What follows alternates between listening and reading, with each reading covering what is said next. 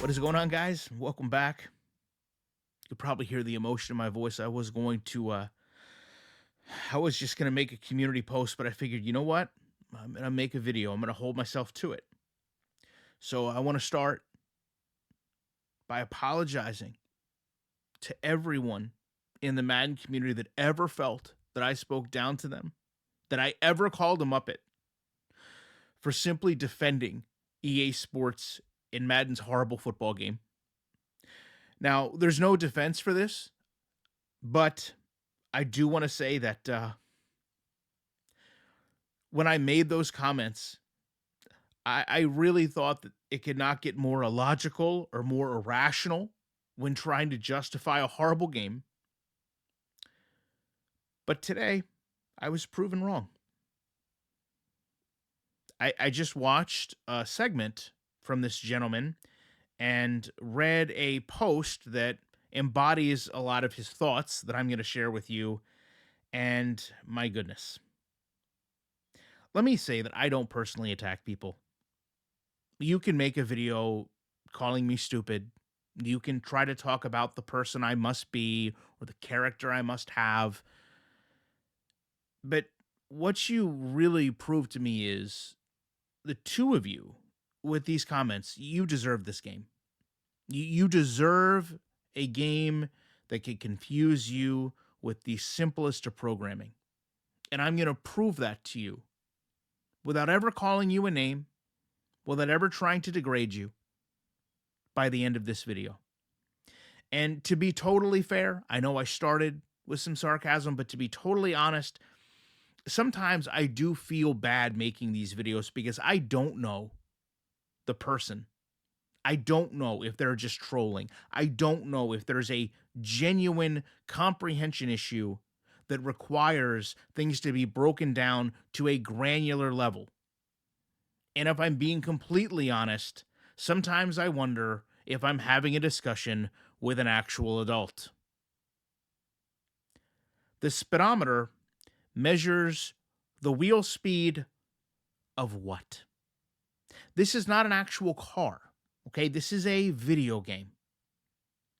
It's interesting that that is the same argument so many of you use with me. That's just a game. But now here we are, both in this video and this post, setting this standard of realism that this is a little car in a living world that has actual RPMs, wheels spinning, and the car is registering speed.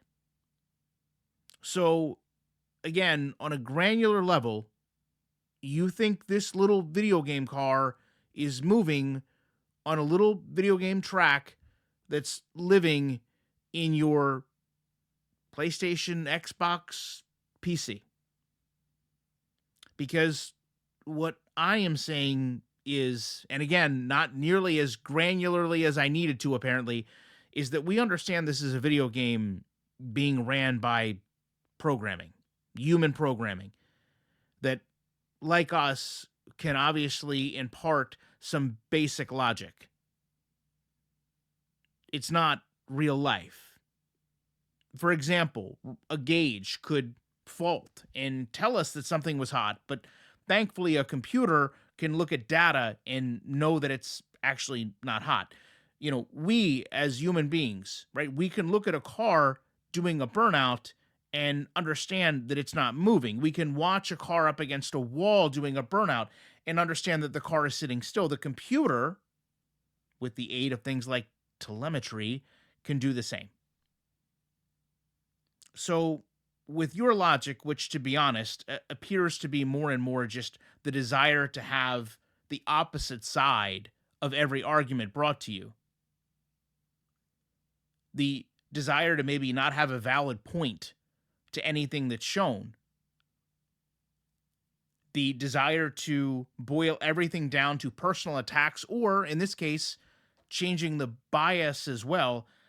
I'm going to re upload my stream from last night later today, where you can see cars going 5 miles further on a tank of gas than they should. 5 miles.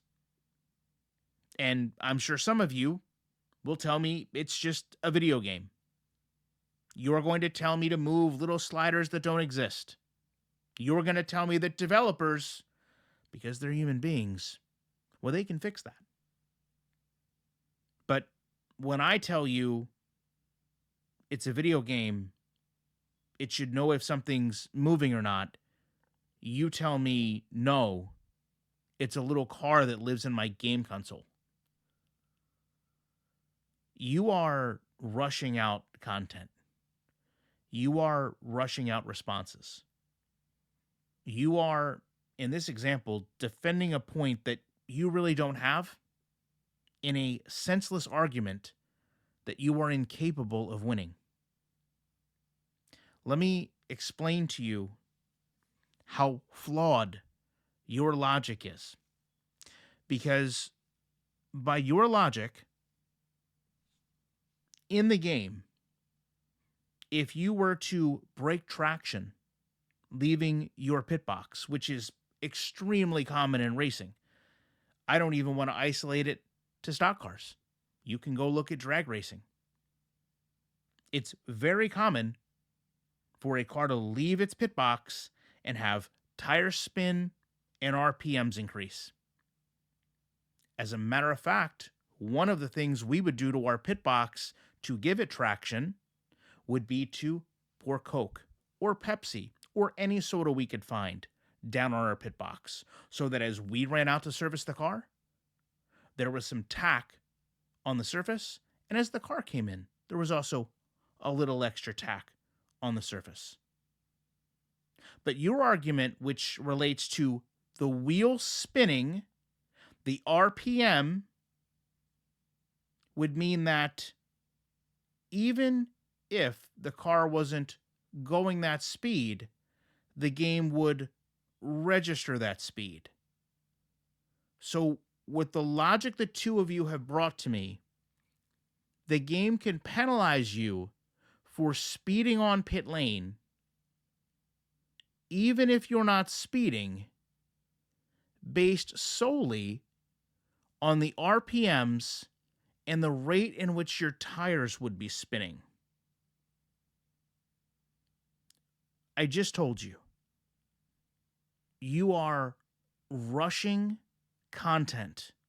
You are rushing posts to defend a game.